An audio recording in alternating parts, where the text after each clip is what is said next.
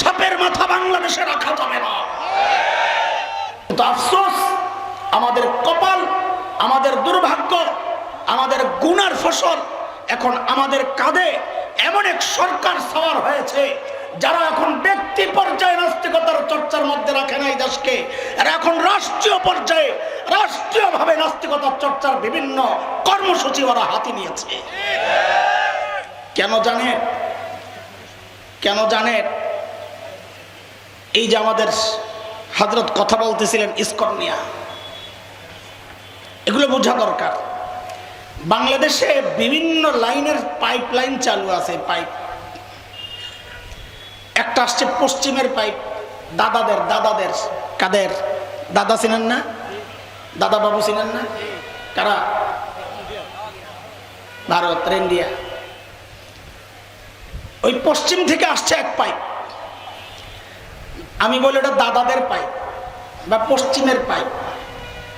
আরেক পাইপ ঢুকছে পশ্চিমাদের, আমি বলি ওইটা হলো দাতাদের পাইপ, যারা টাকা পয়সা দেয় এনজিওওয়ালা করে।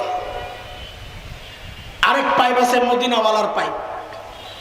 এই যে এই পাইপের ফসল আপনারা।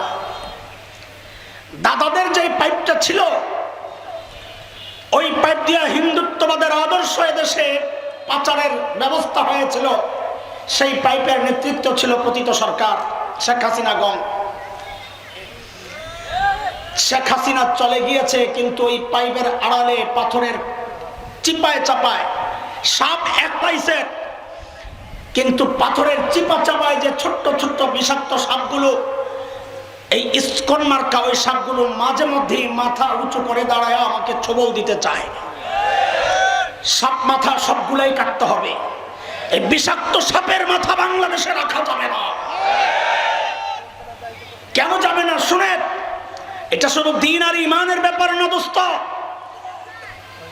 যারা দেশকে ভালোবাসেন তাদেরকেও বলছি, এটা আমার স্বাধীনতা সার্বভৌমত্বের প্রশ্ন।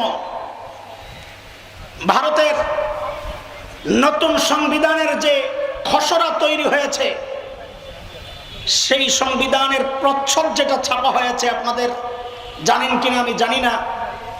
ভারতের পশ্চিমে পাকিস্তান, আফগানিস্তান, পূর্বে বাংলাদেশ, মায়ানমার, দক্ষিণে শ্রীলঙ্কা, প্রত্যেকটা আলাদা রাষ্ট্র।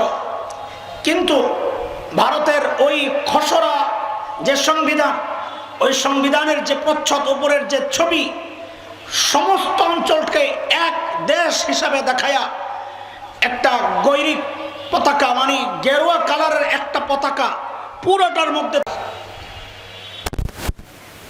তো আশা করি ওলামারা অন্তত শেখ আবুল হাসান আলী নদভী রহমতুল্লাহ আলাইহির নামটাও বলবে। শেখ আবুল হাসান আলী নদভী রহমতুল্লাহ আলাইহি একটা দামি কথা বলেছে। হযরত বলেন, নবী আলাইহিস সালামের যুগেও মানুষ মুরতাদ হয়েছে, ইসলাম থেকে বের হয়েছে। যেমন মক্কা বিজয়ের পর নবী আলাইহিস সালাম যখন মক্কায় ঢুকেন, তো নবী আলাইহিস সালাম আম ক্ষমা ঘোষণা করেছিলেন, সাধারণ ক্ষমা, লা তাসরিবা আলাইকুমুল ইয়াউম বলে, আজকে কোনো প্রতিশোধ নাই, সব মাফ।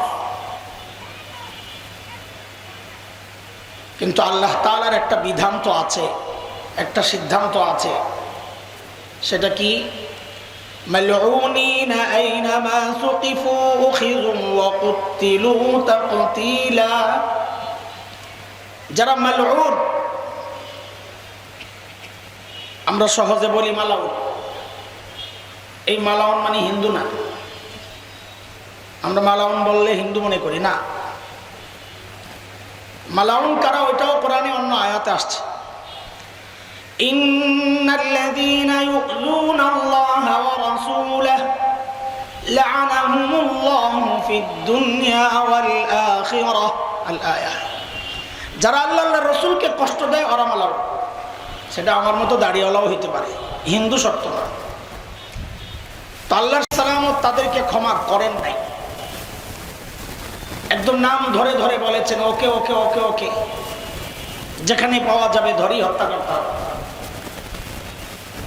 এই ওকে ওকে নবী কাদের নাম বলেছেন এটা নিয়ে উলামাদের মধ্যে ভিন্ন ভিন্ন মত আছে।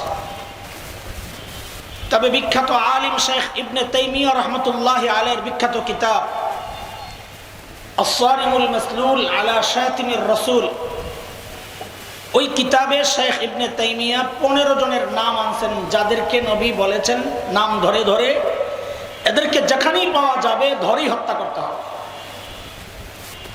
15 জন কারা?